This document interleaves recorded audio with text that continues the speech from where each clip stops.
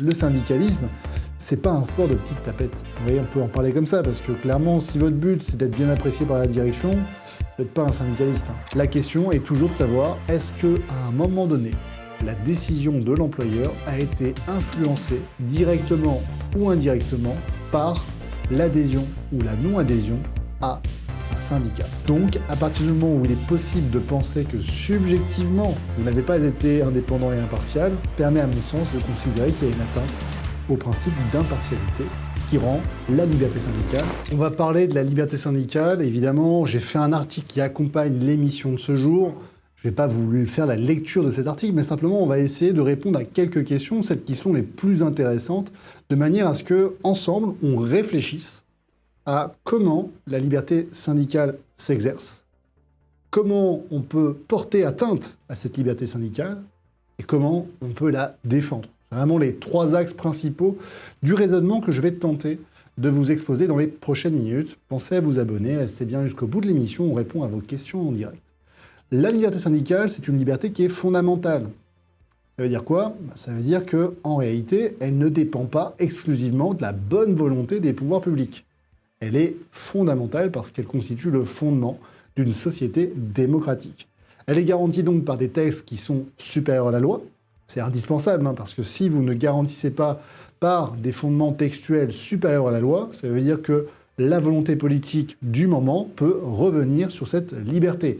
On parlait tout à l'heure d'instruction en famille. Vous voyez, ce n'était pas une liberté fondamentale d'instruire ses enfants à la maison. Moralité, lorsque le législateur est intervenu en 2021, il a changé les règles du jeu. Et aujourd'hui, malheureusement, aucune règle fondamentale supérieure à la loi ne vient garantir cette liberté pour les parents. On referme la parenthèse. La liberté syndicale, c'est toujours, comme n'importe quelle liberté, un versant positif et un versant négatif. C'est le droit d'adhérer à un syndicat, mais c'est le droit aussi de ne pas adhérer à un syndicat. Dans les deux cas, le principe de cette liberté, c'est qu'elle doit être concrète et effective, c'est-à-dire qu'on ne doit pas vous faire de représailles parce que vous avez décidé d'adhérer ou de ne pas adhérer à un syndicat. Le syndicalisme est apparu principalement au moment de la révolution industrielle parce que nous avions ceux qui possédaient le capital et ceux qui étaient au service de ce capital, qui ont donc décidé de créer un mouvement, une opposition face à ces puissants patrons qui, à l'époque, évidemment, avaient très peu d'intérêt pour la protection des travailleurs. Donc là, on avait quelque chose de totalement déséquilibré. La liberté syndicale a été véritablement un contrepoids, un bouclier pour la partie faible à un contrat de travail, c'est-à-dire le salarié. Cette liberté syndicale s'applique également dans la fonction publique. J'ai d'ailleurs le plaisir d'accompagner plusieurs syndicats dans la fonction publique. Vous aurez donc d'ailleurs une prochaine émission sur la liberté syndicale avec le syndicat FSH. Je sais que beaucoup de nos clients viennent de ce syndicat. Je remercie d'ailleurs encore pour cette synergie qu'on met en place parce que c'est la possibilité pour ces agents de bénéficier aujourd'hui de conseils personnalisés avec un syndicat qui, ici, ne cherche pas du tout à faire du politiquement correct. Je vous invite à vous abonner à la chaîne parce que cette émission sortira dans les prochaines semaines. La liberté syndicale s'applique donc dans le droit du travail, les salariés, mais également dans la fonction publique. Et cette liberté syndicale, pour être concrète et effective, elle implique plusieurs choses. Elle implique tout d'abord de pouvoir diffuser des informations, des tracts, des affiches. Elle implique de pouvoir le faire sur son lieu de travail. Elle implique de pouvoir le faire en permettant de toucher les salariés et les agents publics. Évidemment, si on vous dit que vous avez une liberté syndicale, mais c'est en dehors de l'entreprise et chez vous à la maison, évidemment, ça n'a pas véritablement d'intérêt.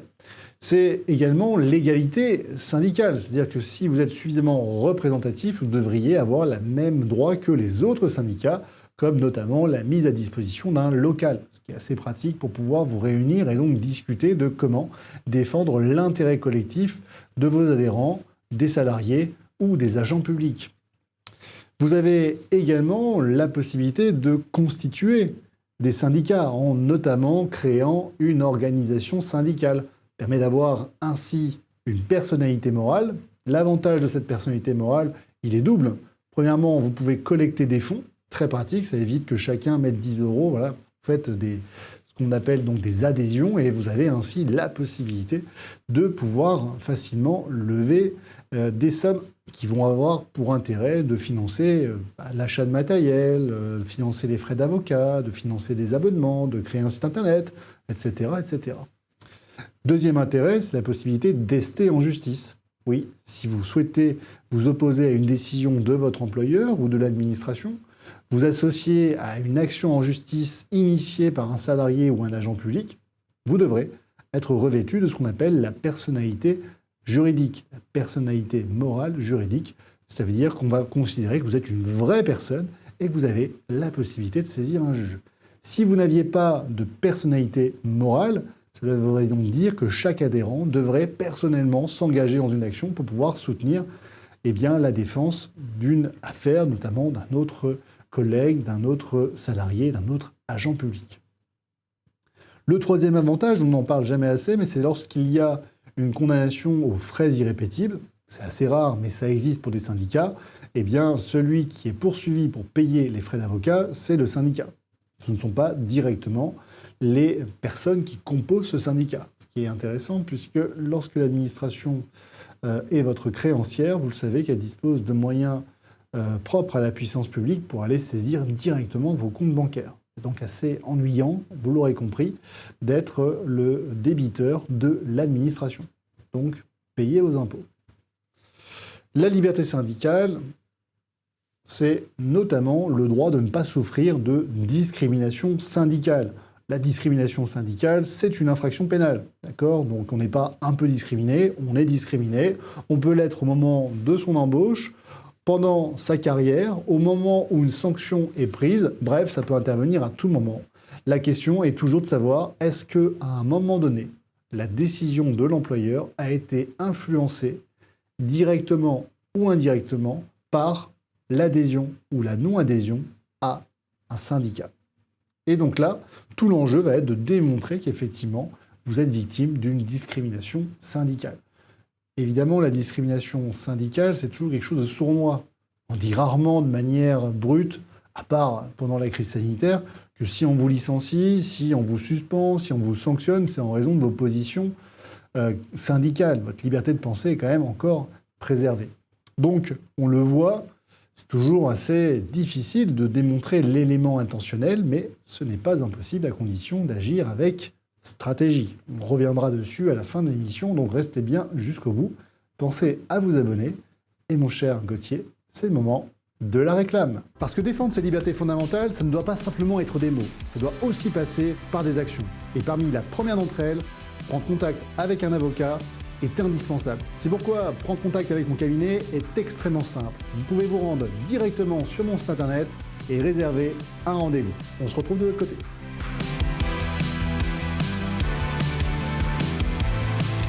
Dites-moi en commentaire ce que vous pensez de cette nouvelle autoproclame. Je ne suis pas très fan de l'autoproclame, mais encore une fois, vous êtes très nombreux à nous demander régulièrement sur nos réseaux comment nous contacter. J'espère vraiment que cette vidéo va répondre à cette question, parce que faire appel à un avocat, c'est souvent mettre fin aux problèmes que l'on a. Alors, mettre fin, pourquoi ? C'est pas toujours parce qu'on va faire une action en justice. C'est aussi quand on va vous dire qu'en réalité, c'est peut-être pas nécessaire d'aller jusqu'en justice. C'est aussi parce qu'on va peut-être vous permettre de voir une autre position que vous n'aviez pas avant de discuter avec un avocat. Bref, on pourra revenir là-dessus sur l'intérêt de faire appel à un avocat. Mais croyez-moi, l'intérêt d'un avocat, c'est votre intérêt. Il n'y a aucune joie ou aucun plaisir à proposer une action en justice qui serait manifestement vouée à l'échec. Pire encore, l'avocat qui vous conduirait dans une procédure manifestement vouée à l'échec pourrait voir sa responsabilité engagée. Donc, évidemment, dans ces conditions, vous l'aurez bien compris, il est plus que nécessaire de faire appel à un avocat. La liberté syndicale, on l'a vu, donc c'est pas uniquement un grand principe philosophique, c'est aussi quelque chose de très concret, de très effectif, notamment par le fait que vous pouvez décider d'adhérer ou de ne pas adhérer, par le fait que vous avez le droit de vous défendre face à une discrimination syndicale, et vous avez le droit également de ne pas subir un délit d'entrave. Alors j'ai quelques anecdotes sur le délit d'entrave, puisqu'évidemment j'ai le plaisir d'accompagner plusieurs syndicats, notamment le syndicat FSH, qui récemment a obtenu des décisions favorables devant le tribunal administratif de Paris. Mais ça, évidemment, je le garde pour l'émission qu'on aura le plaisir de réaliser avec M. Karam dans les prochaines semaines. Donc, abonnez-vous si vous souhaitez entendre parler de ces récentes décisions qui ont été rendues et qui ont donné gain de cause au syndicat FSH. Autre question intéressante, est-ce que le syndicalisme est compatible avec le principe d'indépendance et d'impartialité des magistrats? Et oui, là, on va faire un peu d'actualité, puis on va revenir sur l'émission que nous avions faite il y a quelques semaines de cela, en se demandant si les magistrats étaient tous bien indépendants et impartiaux. Bon, vous connaissez mon avis sur la question. Si on l'écrit dans un texte, c'est que la réalité est peut-être tout autre.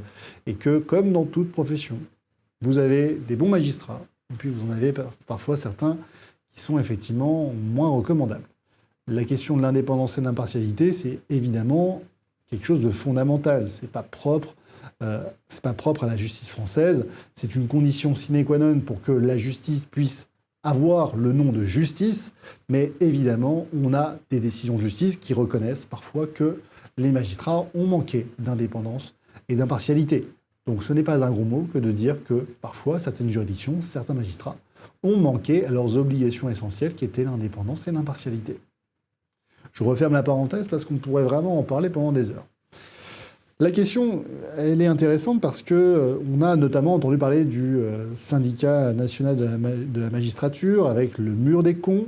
Et donc, récemment, s'est posé la question de l'impartialité d'un magistrat, notamment au tribunal judiciaire d'Alès, un magistrat du siège, Monsieur Bader, il me semble, si je n'ai pas dit n'importe quoi, qui a donc participé à la formation de jugement du directeur de la publication de Frontières. Si vous n'avez jamais entendu parler de ça, évidemment, je vous invite à aller vérifier un peu l'actualité.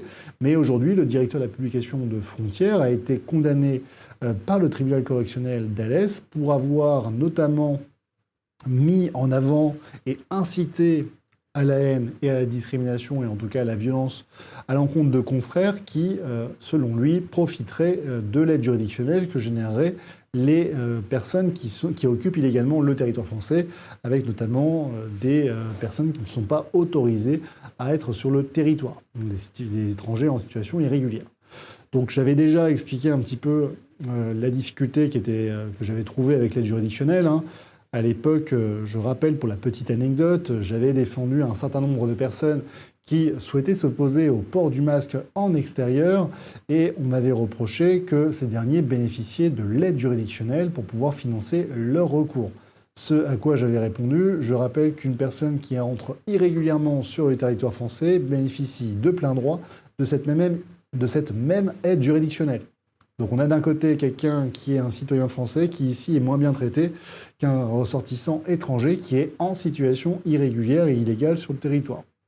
Bon, vous en pensez ce que vous en pensez, mais effectivement, on a arrêté rapidement de faire les recours parce qu'on avait des choses-trappes procédurales qui étaient mises en travers de notre chemin, avec évidemment des demandes qui étaient caduques passées 3 jours, avec des courriers qui étaient déposés dans la case palais. La case palais, c'est une petite case qui est réservée au tribunal, j'y passe pas tous les jours, vous l'aurez bien compris, et donc ils le déposent à une date qui est incertaine, et ils vous disent si on n'a pas de réponse à partir de telle date, votre demande est caduque, il faudra donc redéposer.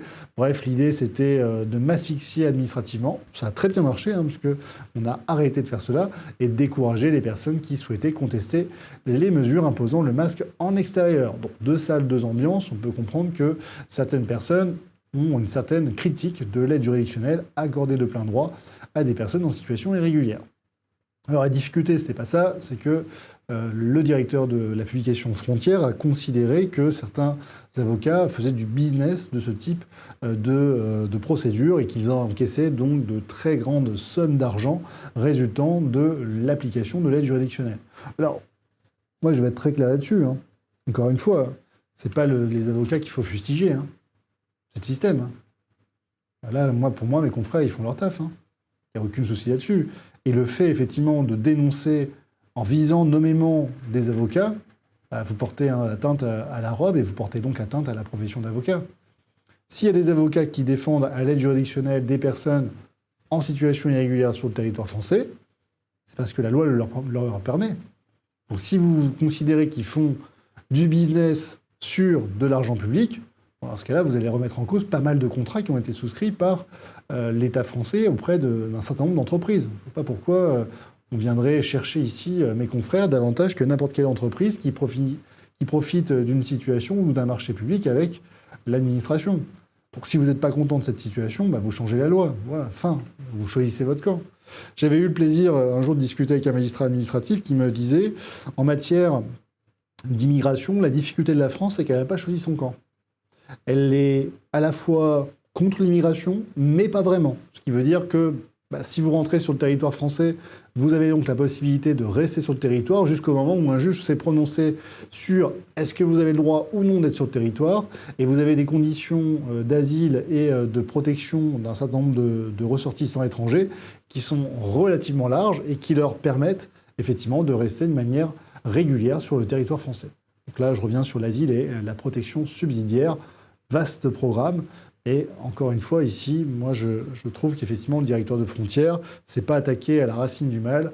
C'est pas la peine d'aller attaquer les avocats qui font leur taf. Encore une fois, s'il y a l'aide juridictionnelle qui leur permet de faire ce qu'ils sont en train de faire, le problème, c'est pas les avocats, le problème, c'est le système. On referme donc la parenthèse. La difficulté ici, c'est qu'on avait un magistrat qui avait fait l'objet d'un reportage dans, je crois que c'était sur TF1, par lequel il expliquait comment, par son parcours de personnes issues de l'immigration, il avait réussi à se hisser à un rang et à une profession honorable qui était la profession de magistrat. Donc, évidemment, ici, c'est un beau parcours qu'on a pu suivre. Et à l'occasion de ce reportage, eh bien, on découvre plus ou moins les appointances politiques et syndicales de ce magistrat. Ici, donc, le directeur de la publication de Frontières a considéré que ce reportage avait conduit le magistrat à manquer d'impartialité. La position de la loi sur est-ce que la liberté syndicale est une atteinte au principe d'indépendance et d'impartialité, la réponse est non. Là, encore une fois, on pourra en discuter, on verra. Mais la réponse est non parce qu'il considère que l'impartialité subjective et l'impartialité objective, c'est-à-dire qu'objectivement, vous ne devez pas prendre de position frontale, directe, brutale avec les personnes que vous êtes amenés à juger. Et l'impartialité subjective, c'est qu'est-ce qui pourrait laisser penser par la personne qui est jugée que vous manqueriez d'impartialité. Le simple fait d'être adhérent d'un syndicat ne suffit pas à porter atteinte à cette impartialité. Alors, là, en tant qu'avocat, c'est une position qu'on va considérer comme étant assez libérale. Mais si on pousse vraiment le principe d'indépendance et d'impartialité, en tant qu'avocat, moi, je considère que l'appartenance à un syndicat va nécessairement porter atteinte à l'impartialité objective et subjective. Pourquoi ? Parce que lorsqu'on adhère à un syndicat, on adhère à des valeurs, on adhère à des positions, on adhère à une philosophie, à une idéologie. Et donc, que ce syndicat soit quand même plus situé à droite de l'échiquier politique ou plus à gauche de l'échiquier politique, évidemment, vous n'allez pas être sensible de la même manière et vous n'allez pas juger de la même manière. Est-ce que c'est mal ? Non, c'est pas ça. Le problème, c'est que cet élément permet à une personne qui a été jugée de penser que vous n'avez pas été totalement impartial. Donc, à partir du moment où il est possible de penser que subjectivement, vous n'avez pas été indépendant et impartial, permet à mon sens de considérer qu'il y a une atteinte au principe d'impartialité, ce qui rend la liberté syndicale incompatible avec le principe d'indépendance et d'impartialité. Dites-moi en commentaire ce que vous en pensez. Avant-dernier point, le pénultième point. Toutes les professions ont-elles le droit de bénéficier d'une liberté syndicale ? La réponse est non. Là, ici, je ferai référence évidemment aux militaires, qui certes ont vu une évolution de leur situation depuis une décision rendue par la Cour européenne des droits de l'homme en 2015, mais le Code de la défense rappelle que les militaires ne peuvent pas adhérer à un syndicat, mais qu'il y a des associations professionnelles de militaires, ce qui permet de tempérer l'interdiction absolue et générale. Là, encore une fois, si ça vous intéresse, on pourra aller plus loin sur une prochaine édition. Enfin, le dernier point, et on finira là-dessus, parce que je pense que c'est vraiment le plus important, lorsque votre liberté syndicale est méconnue par votre employeur, qu'il soit une entreprise privée ou une administration, quelles sont vos voies de recours ? Tout d'abord, vous avez le droit, si vous êtes victime d'une discrimination syndicale ou d'un délit d'entrave, de porter plainte, de saisir le procureur de la République. Ça, c'est la première étape, parce que c'est une infraction pénale. La deuxième chose, eh bien, vous avez le droit de demander au juge judiciaire si vous êtes un salarié, juge administratif si vous êtes un agent public, eh bien, de mettre fin à cette discrimination ou à ce délit d'entrave, notamment avec la possibilité de faire des recours en annulation et des référés suspension. Là, ici, je parlerai davantage des syndicats dans la fonction publique, parce que c'est vraiment ceux que j'ai le plus l'habitude d'accompagner. Et évidemment, ici, on use de toutes les voies de droit utiles et nécessaires pour faire valoir leurs droits. Avec le recul, je me rends compte que la plupart des syndicats, parfois, sont assez mitigés. Or, le syndicalisme, c'est pas un sport de petites tapettes. Vous voyez, on peut en parler comme ça, parce que clairement, si votre but, c'est d'être bien apprécié par la direction, vous n'êtes pas un syndicaliste. Non, votre but, c'est de confronter, c'est d'attaquer, c'est d'être effectivement vindicatif. Sinon, vous n'êtes pas syndicaliste. Il faut changer de métier. Et votre intérêt, c'est de défendre l'intérêt de vos collègues, des salariés, des agents publics. Donc, nécessairement, vous allez vous retrouver dans une situation de confrontation. Alors, il y a la confrontation créatrice, puis il y a la confrontation destructrice. Évidemment, si votre but, c'est bloquer l'entreprise, bloquer l'administration parce que, idéologiquement, vous ne vous y retrouvez pas avec la direction, c'est problématique. Parce que l'intérêt des salariés et l'intérêt des agents publics, c'est que ça fonctionne bien, c'est que le service fonctionne bien, l'entreprise tourne bien. Mais vous pouvez aussi être dans une logique créatrice. Et là, ici, ça va être comment on va améliorer les conditions de travail. Parce que l'employeur, il a sa vision d'employeur. Et si, à un moment donné, il n'est pas un peu chahuté, un peu chamboulé, un peu, finalement, confronté, parfois, il peut être dans sa propre réalité et penser qu'il fait bien. Alors qu'il fait mal. Et là, encore une fois, c'est un employeur qui vous parle. Donc, vraiment, je suis très au clair là-dessus. Évidemment, l'idée, c'est toujours de trouver un juste équilibre. Mais ce qu'il faut retenir, c'est que, effectivement, tout homme qui a du pouvoir est tenté d'en abuser. Les directions, les ressources humaines sont parfois aussi animées par des personnes qui sont atteintes du syndrome de l'hubris, qui sont parfois, effectivement, des petits tyrans. Parce que le management, l'encadrement, c'est une compétence. Ce n'est pas une récompense. Or, en France, on a encore le sentiment parfois qu'on monte les échelons, non pas parce qu'on est compétent, mais parce que c'est une récompense. On va récompenser le dévouement, on va récompenser l'ancienneté, on va récompenser les positions politiques, philosophiques. Et donc ça, évidemment, ça peut conduire des personnes qui vont manquer d'intelligence émotionnelle à utiliser leur pouvoir pour mener la vie dure à des personnes qui, aujourd'hui, ne pourront pas exercer leur mission dans de bonnes conditions. Évidemment, je parle du harcèlement moral, de la discrimination, qui sont des infractions pénales insupportables. Bref, c'est un autre sujet, mais quoi qu'il en soit, lorsque vous êtes salarié, agent public, et que vous êtes victime de harcèlement, de discrimination, qu'on vous reproche vos positions politiques, philosophiques, sociologiques, bref, que vous êtes un dangereux complotiste, je pense que vous allez être nombreux à vous y reconnaître, évidemment, ne vous laissez jamais intimider. Ne vous laissez jamais discriminer, ne vous laissez jamais harceler.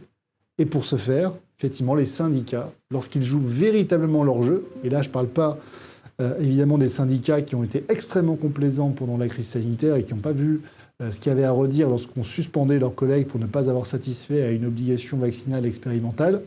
Évidemment, lorsqu'on est un vrai syndicaliste, on doit s'offusquer de ça, et certains syndicats ont tenu la baraque, bravo à eux. Eh bien, lorsqu'on est dans cette position, se syndiquer, se rapprocher d'un syndicat qui défend vraiment l'intérêt collectif, c'est aussi une façon de se protéger et de pouvoir assurer sa liberté et ses libertés fondamentales.